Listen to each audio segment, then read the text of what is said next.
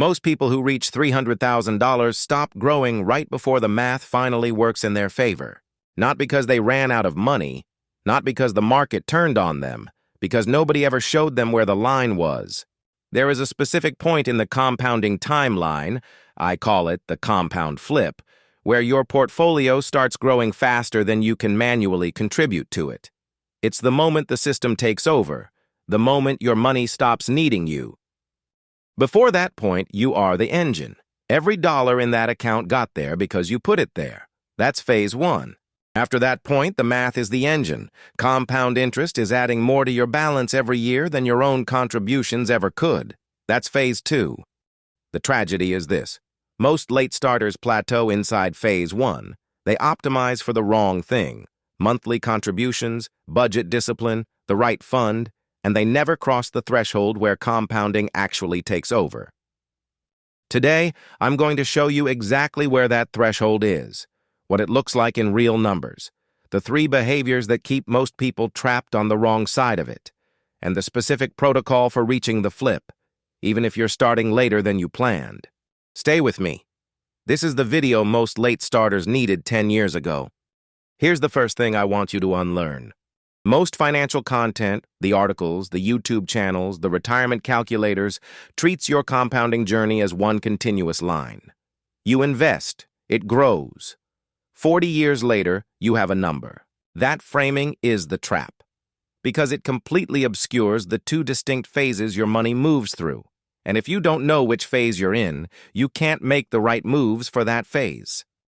Phase 1 is the contribution phase. This is when your manual deposits, what you put in every month, are doing most of the heavy lifting. The growth is real, it's working, but it doesn't feel like much because the math hasn't taken over yet. Your portfolio needs you, every single month. Phase 2 is the growth phase. This is when your balance is large enough that compound interest alone generates more annual growth than your contributions do. The math takes over. Your money becomes self-sustaining in a way it simply wasn't before. Think about that.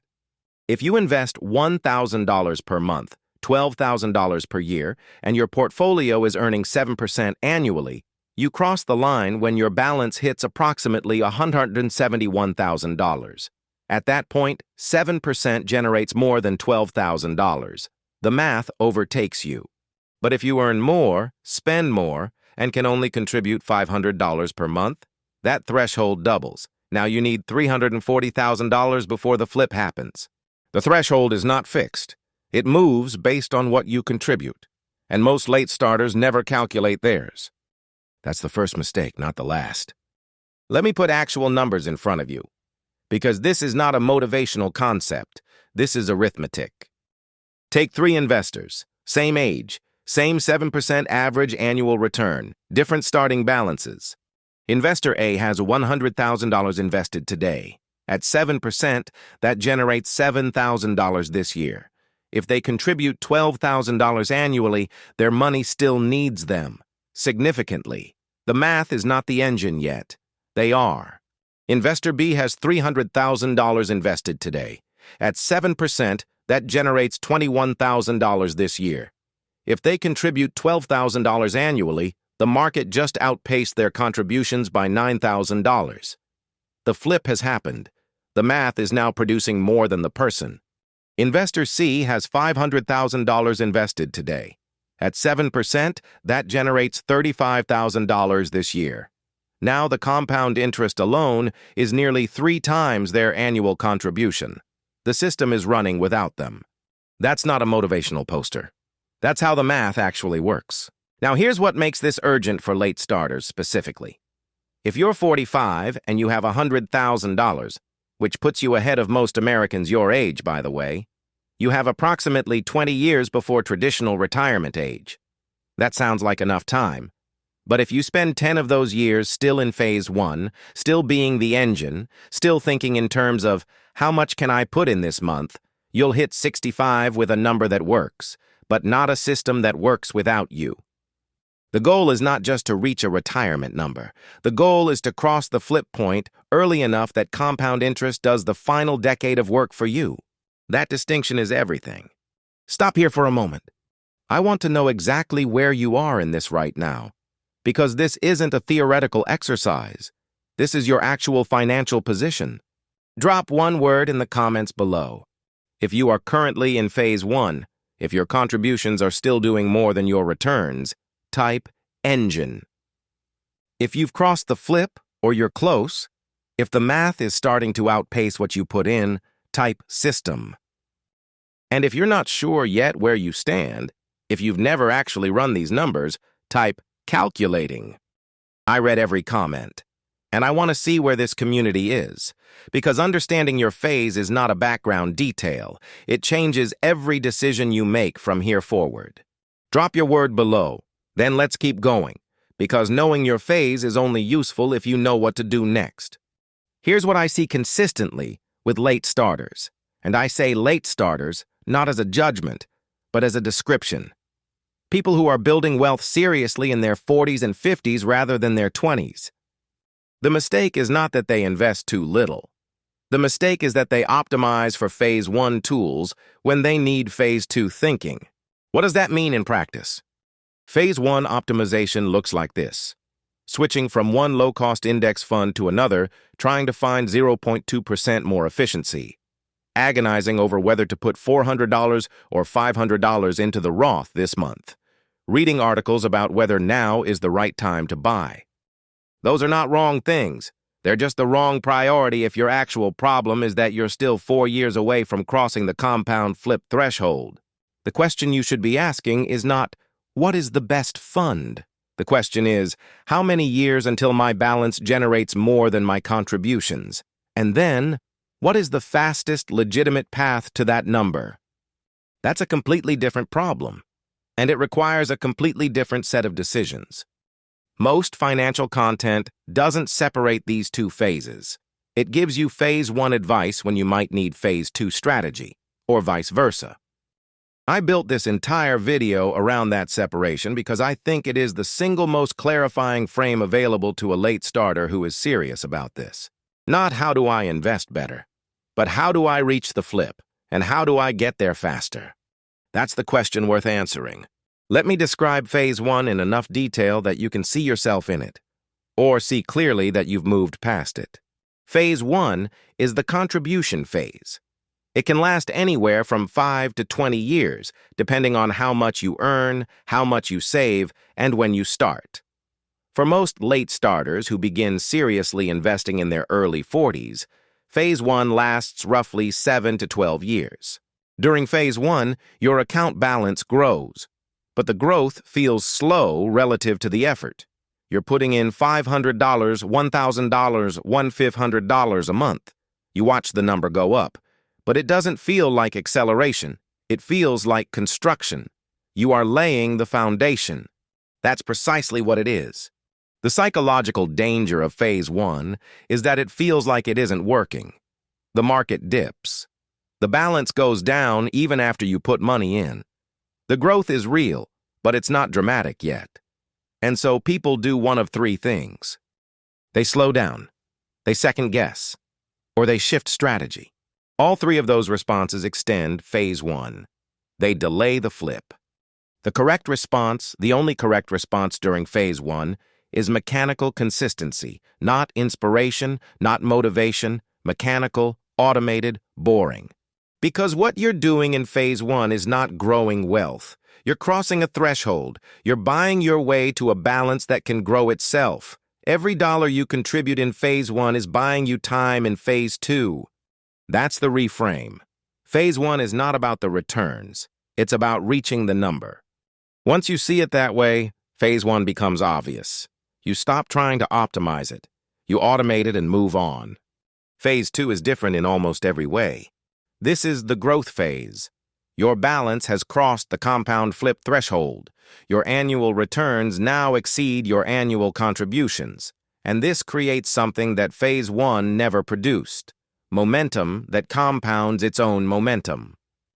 Here is what $300,000 at 7% actually looks like over 15 years, with no additional contributions whatsoever. Year 1, $321,000. Year 5, $421,000. Year 10, $590,000. Year 15, $827,000. That's without adding a single dollar, without timing the market, without finding the perfect ETF. Now keep contributing $1,000 a month through those same 15 years, which is modest, and that number becomes $1.2 million. Think about that. The 300K threshold isn't arbitrary. It is the point where your money starts doing work that you cannot replicate with manual effort alone. A person working an extra job to generate $20,000 in additional annual income is still behind what $300,000 at 7% generates passively. That's not passive income in the motivational poster sense. That's infrastructure, built with intention, and then sustained with almost nothing. Phase 2 doesn't require your energy the way Phase 1 does. It requires your patience. It requires you to leave it alone, to resist the urge to react, to let the math run. Most late starters, when they finally reach Phase 2, don't fully trust it. They've spent so many years being the engine that they don't know how to step back and let the math drive. That's a behavioral problem, not a financial one. And it's exactly what the next section is about. There are 3 behaviors that consistently delay the compound flip. I call them the behavioral tax because each one costs you years of Phase 2 time that you'll never get back. Behavioral tax 1. Panic selling. Every major market correction takes out a percentage of late starters who cannot tolerate watching their balance drop. They sell. They wait for stability. They re-enter at a higher price. And in the process, they reset the compounding clock. A $180,000 portfolio that drops to $140,000 in a correction is not a loss if you don't sell.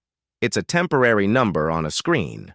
The moment you sell, it becomes a permanent loss, and you've just pushed the compound flip 2 to 3 years further away. Behavioral tax 2. Fee drag. A 1% annual management fee on a $300,000 portfolio costs you $3,000 per year. That's $45,000 over 15 years in direct fees alone. But the real cost, the compound cost, is closer to $90,000 because every dollar you pay in fees is a dollar that doesn't compound. Fee drag doesn't just slow Phase 2. It raises the threshold you need to reach in order to enter it. Behavioral tax 3. Lifestyle inflation pull. As income increases, expenses tend to follow. That's the lifestyle lock, a concept I covered in depth in a recent video on this channel, and one I want to flag specifically here. The danger isn't spending more. The danger is spending the money that was supposed to cross the threshold. Every dollar redirected toward lifestyle upgrades is a dollar not working toward the flip. These 3 behaviors are not moral failures. They're predictable psychological responses, but they have mathematical consequences. And if you're a late starter, you have less margin to absorb them. Identify which one applies to you. That's your priority correction. So how do you actually get to the compound flip faster? Here's the 3-move protocol I'd follow if I were a late starter right now trying to compress this timeline. Move 1. Calculate your personal flip threshold. This is not optional. You cannot optimize toward a number you've never calculated.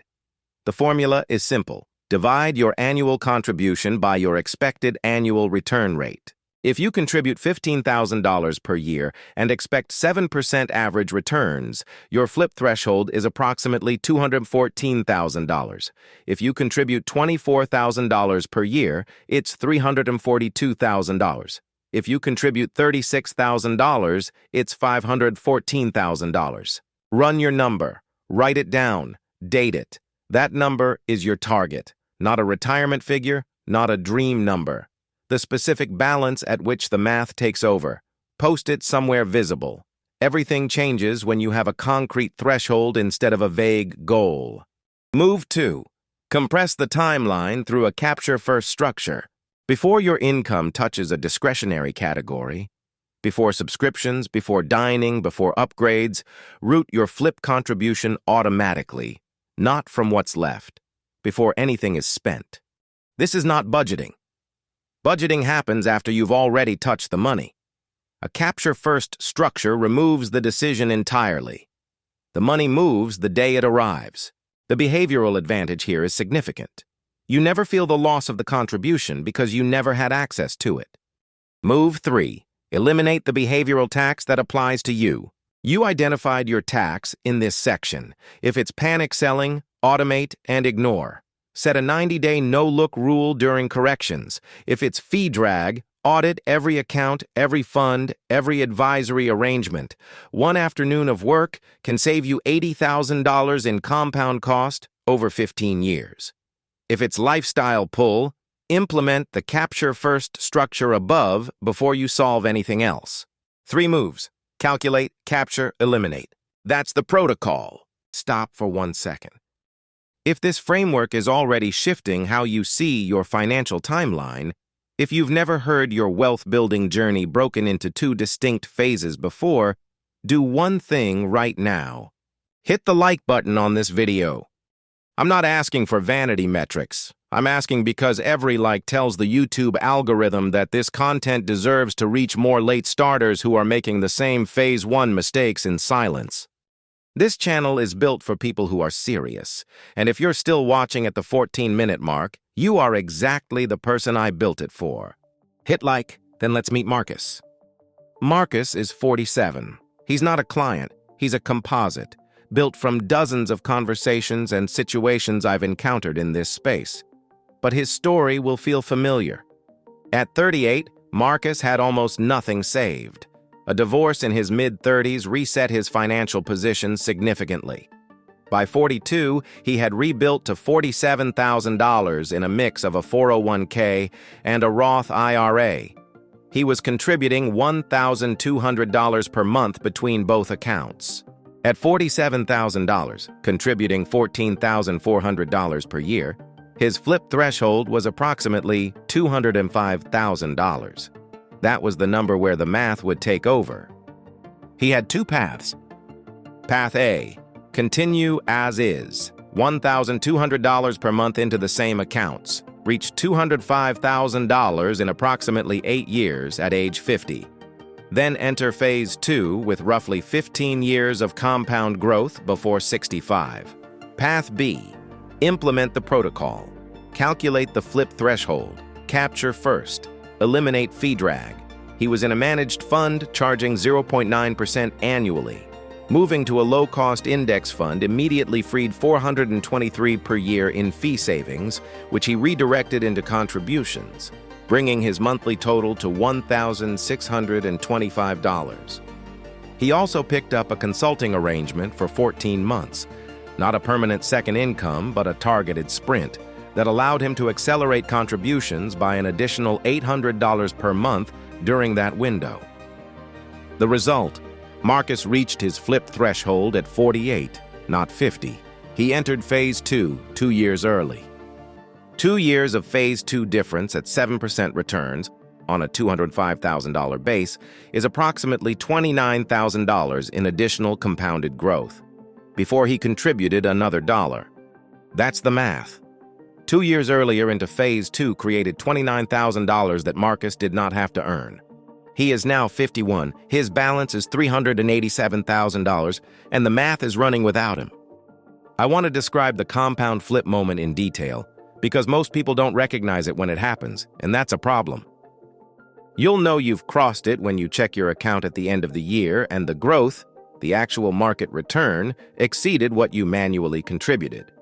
For Marcus, that was the year his $205,000 portfolio generated $14,300 at 7%.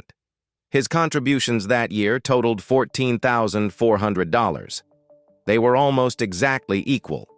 The following year, at $220,000, the return was $15,400. His contributions were still $14,400. The math had taken the lead by $1,000. That's the flip. It doesn't announce itself. There's no alert, no celebration, no certificate. It's a quiet mathematical event. One number becomes slightly larger than another number, and everything changes. Because from that point forward, every year the gap widens. The return gets larger. The contribution stays the same. and the system begins to pull away from what you could ever do manually. That's not passive income. That's not luck. That is the result of a threshold crossed, a phase 1 completed, a system activated. Late starters sometimes tell me they feel like they've missed it. That the flip is for people who started at 22 and had 40 years to compound. That's not the math. Marcus crossed his flip at 48 with 17 years until 65. That's 17 years of phase 2, of math running without him, of returns compounding on returns. The wealth you build from the inside, no one can take from the outside. And you don't need 40 years. You need to cross the threshold. Here's what I want you to leave with today. The compounding timeline is not one continuous journey from zero to retirement. It's 2 phases separated by a specific threshold, and your entire strategy should be organized around crossing that threshold as efficiently as possible.